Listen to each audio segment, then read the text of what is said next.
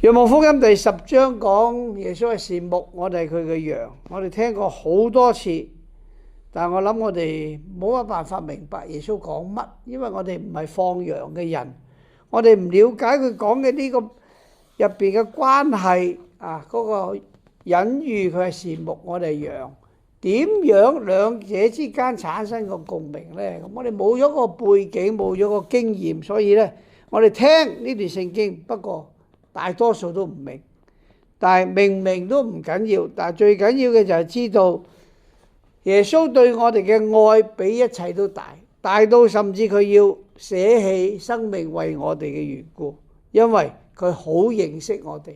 而家個問題就倒翻轉頭啦，咁我哋認唔認識佢呢？咁有咩辦法咧認識佢呢？佢喺度提到一點就係話，所有嘅羊都會聽佢嘅聲音。咁佢嘅聲音喺邊度呢？咁呢個就值得我哋時常留意。每一次有機會聆聽聖言、閱讀聖言，或者我哋用聖言祈禱嘅時候，我哋係咪真係藉着聖言同主建立呢份嘅關係？